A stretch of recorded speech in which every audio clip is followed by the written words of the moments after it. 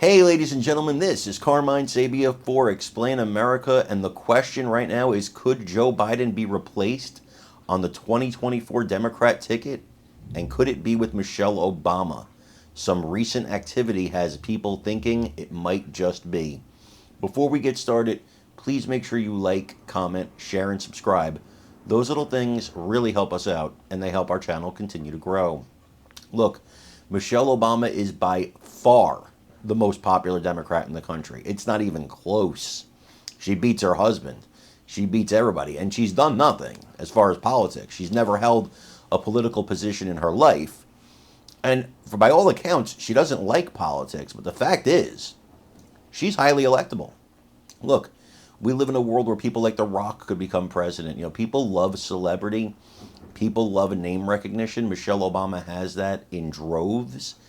And, like I said, she's very well liked. She didn't make a lot of enemies as First Lady.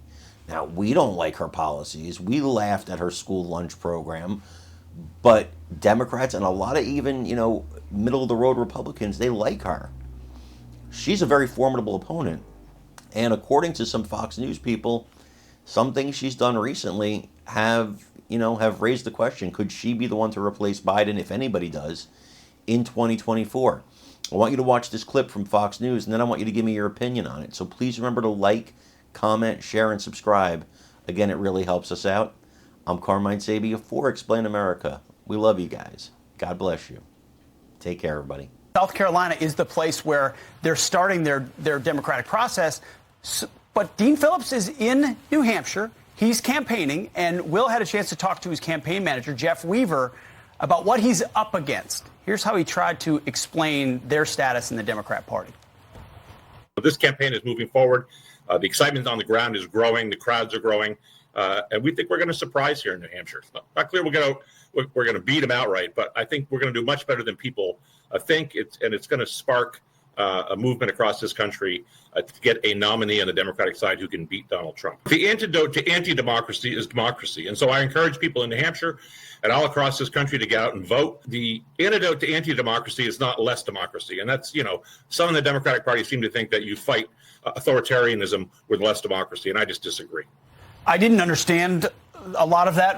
Rachel and I were watching while you were interviewing. But his answer? Or yeah, he finally answered your question at the end there a little bit. He did a good job of trying to pin them on why they're not. Don't you think it's fascinating? I mean, I know we could talking point it, but meaning the three of us would agree, and it's a worthy thing to notice that, you sure run on a platform that democracy is at stake, while at every turn undercutting the process of democracy. Your own primary, Donald Trump on the ballot. So I just wondered what his answer would be. But you're right. I mean, I'm not sure he gave you. No, he didn't. He kind of did it at the end. But, they're Democrats, after all, going after a sitting incumbent president. And either you take the gloves off or you don't. I mean, Dean Phillips has got to have a huge showing in New Hampshire to even have a blip on the radar. And it's ironic. You watch a guy like Jeff Weaver. I mean, he saw Bernie Sanders get submarined twice. Absolutely. Anti-democratic. At this point, exactly. You should know exactly what the Democrat Party is, and it's not democratic. Yeah, well, I would say if they're going to replace Joe Biden, it's not going to be with Dean Phillips. It's not going to be with Gavin Newsom, because they can't skip over Kamala because of that. If you notice this week and last week as well, more talk about Michelle Obama. I still think that's in the cards. The wheels are coming off of Joe Biden or Nikki Haley.